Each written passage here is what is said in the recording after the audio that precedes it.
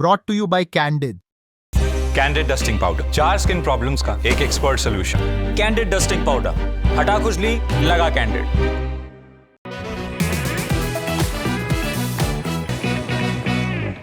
सिकंदर के क्रेडिट्स खुलते हैं। रश्मिका मंदाना का वॉइस ओवर आता है।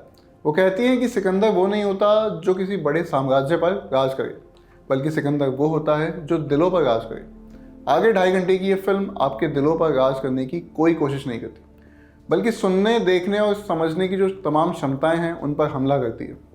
सलमान ने अपने एक हालिया इंटरव्यू में कहा था कि फिल्म मेकर्स आजकल ऑडियंस को स्पून फीड करने लगे हैं, यानी हर एक बात समझाने लगते हैं। सलमान अपने इंटरव्यू में ये बात कहते हैं और फिर उनकी फिल्म लगातार यही करती है।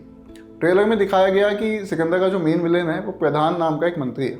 उसका रोल सत्यराज ने किया है, मगर फिल्म की असली जो विलेन है वो उसकी औसत से भी कमज़ोर राइटिंग है। फिल्म में दिखाया जाता है कि सलमान का जो कैरेक्टर है संजय, वो राजकोट का महाराज है। कोई उसे सिकंदर कहता है तो कोई संजय साहब कहकर पुकारता है। सिकंदर अपनी पत्नी सायश्री से बहुत प्यार करता है। एक हमले की वजह से सिकंदर की ज़िंदगी बदल जाती है। अब वो खुद से ऊपर उठकर लोगों की मदद करने की कोशिश करता है, लेकिन हीरो की कहानी एक्शन के बिना तो पूरी होगी नहीं। सिकंदर को भी अपने दुश्मनों से लड़ना है। इस सफ़र में वो लोगों की भलाई करता है, गुंडों को हवा में उछालता है, रोता है, लोगों को रुलाता है, बेसिकली सब कुछ करने की कोशिश करता है। फिल्म की इसी कोशिश ने उसका सबसे ज़्यादा नुकसान भी किया है। ऐसा प्रतीत होता है कि मेकर्स ने फिल्म के ज़रिए ऑडियंस के हर एक तबके को टारगेट करने की कोशिश की है। जब आप सबके लिए फिल्म बनाते हैं ना, तो वो किसी के लिए भी बन के नहीं रह जाती। फिल्म ने अल्फा मैन पर कमेंट्री की, भ्रष्टाचार दिखाया, प्रदूषण का नुकसान गिनाया।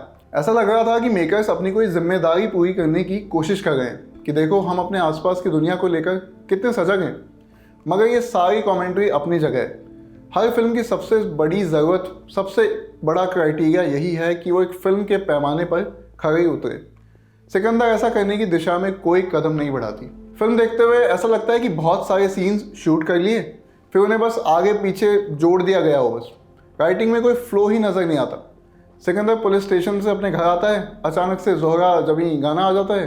आपको कुछ खटकता है कि अचानक से सेटिंग कैसे बदल गई, लेकिन फिल्म अपनी इस कोशिश में आपको आगे के लिए तैयार कर रही होती है कि अब अगले 2-2.5 घंटे यही चलने वाला है।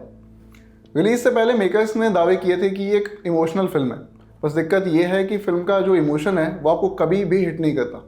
सिकंदर अपने सबसे करीबी इंसान को खो देता है और आप अपने अंदर कुछ महसूस ही नहीं कर पा रहे हैं। इस पॉइंट पर फिल्म की राइटिंग और एडिटिंग में कंपटीशन चलने लगता है कि कौन फिल्म को सबसे ज़्यादा नुकसान पहुंचाएगा।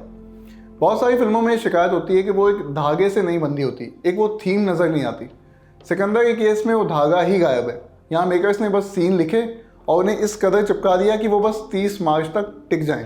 फिल्म में कुछ दमदार ढूंढने पर भी गिने चुने सीक्वेंस याद आते हैं। उनमें से एक है सलमान खान का एंट्री सीन। यहाँ मुरुगदौस ने हीरोइज्म को अच्छे से भुनाया है। ये सीन पठान में सलमान खान की कैमियो की भी याद दिलाता है। Cool scene. उसके अलावा सिकंदर का थीम म्यूजिक भी कैची है, बस मेकर्स ने उसके इस्तेमाल में बहुत गड़बड़ की है।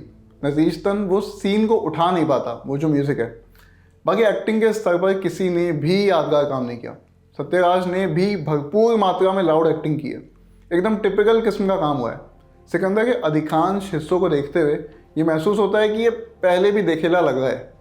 मेकर्स जो कहना चाह रहे हैं ना, उसमें कुछ नयापन है, और वो जिस तरह से कह रहे हैं उसमें भी कोई अलग छाप नहीं। फिल्म की शूटिंग के दौरान सलमान की बॉडी उन्हें परेशान कर रही थी। वो आपको फिल्म में दिखता भी है, मगर एक टोन में तमाम डायलॉग बोलने का क्या कारण हो सकता है? अपने किरदार के लिए उन्होंने अपनी आवाज़ को भारी किया, बेस बढ़ाया।